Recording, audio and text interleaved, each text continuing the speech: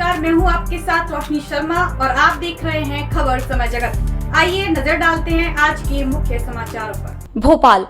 भोपाल में पानी की कमी को देखते हुए डीएस ग्रुप मध्य प्रदेश में वाटर इकोनॉमिक जोन की शुरुआत करने जा रहा है। डीएस ग्रुप में राजधानी भोपाल के कोर्टयार्ड मैरियट में एक प्रेस वार्ता आयोजित कर प्रभाकांत जैन ने बताया कि वाटर कंजर्वेशन डीएस ग्रुप का बहुत इंपॉर्टेंट वर्टिकल है जिस पर हम लोग काम करते हैं। पूरा विश्व इस समय वाटर क्राइसिस से जूझ रहा है, साथ ही भारत में भी पानी की उपलब्धता बहुत कम है। खासतौर से गर्मियों में कई जगह पर लोगों के पास पीने का पानी भी नहीं रहता, इसलिए हमने इस पर काम करने का निर्णय लिया। मध्य प्रदेश में अभी हमने खंडवा और बैतूल में इसकी पहल की है। इन दोनों ही जगह पर पंचायत से हमें भरपूर सहयोग मिल रहा है। जहां हम काम करते हैं पहले यह पता करते हैं कि वहां पानी की जरूरत कितनी है और कितना पानी मिल रहा है। इसके अनुसार ही हम लोग डिसाइड करते हैं कि वहां पर किस तरह के स्ट्रक्चर बनने चाहिए, क्योंकि स्ट्रक्चर बनने से वहां के बोरवेल और कुओं का वाटर लेवल बढ़ता है।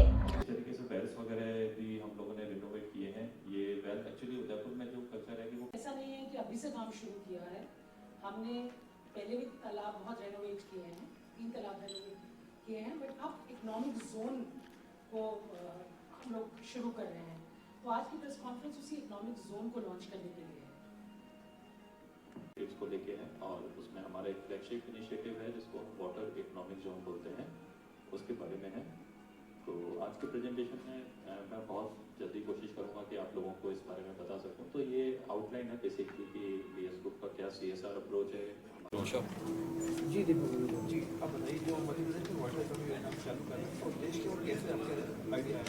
बेसिकली जो इसके दो बहुत मेजर कारण हैं। एक तो वाटर कंजर्वेशन डीएस ग्रुप का बहुत इंपॉर्टेंट वर्टिकल है जिस पे हम लोग काम करते हैं, एक वो रीजन है। दूसरा अगर हम देखते हैं तो वाटर एक ऐसा क्राइसिस है जो पूरे वर्ल्ड को अपने में फैला हुआ है और इंडिया भी उसमें इस क्राइसिस में बहुत इन्वॉल्व हो चुका है। जिस तरीके से इंडिया में क्राइसिस है और हमारे यहाँ पे जो वाटर की अवेलेबिलिटी है वो बहुत कम है और ख़ास तौर से हम गर्मियों में देखते हैं कि जगह जगह से इस तरह की खबरें आती हैं कि लोगों के पास में पीने का पानी नहीं है, वो एक मूलभूत आवश्यकता को लेकर स्ट्रगल करते हैं।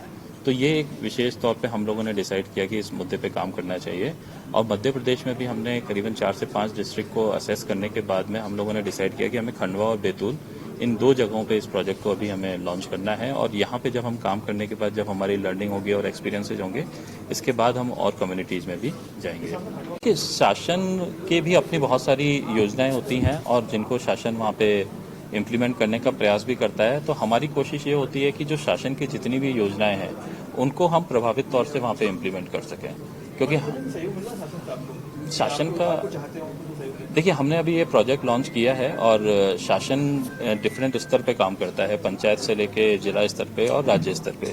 हमारा जो कार्य होता है ना उसमें पंचायत की बहुत बड़ी भूमिका होती है और दोनों जगह पे हमें पंचायत से बहुत भरपूर सहयोग मिल रहा है। खासतौर से जब जैसे अभी हमारी वहाँ पे पोटेंशियल को असेस करने की एक्सरसाइज चल रही है तो सरपंच के साथ मिलके वो हमें डिफरेंट जगह पे लेके भी जाते हैं, डिफरेंट कम्युनिटी से मीटिंग्स भी कराते हैं। तो हमें पूरी तरीके से उनसे सहयोग हमें मिल रहा है। देखिए जब हम लोग काम करते हैं तो सबसे पहले हम लोग उस जगह को असेस करते हैं कि वहाँ पे क्या सिचुएशन है, पानी की ज़रूरत कितनी है और पानी की सप्लाई कितनी है या कितना पानी उन लोगों को मिल रहा है।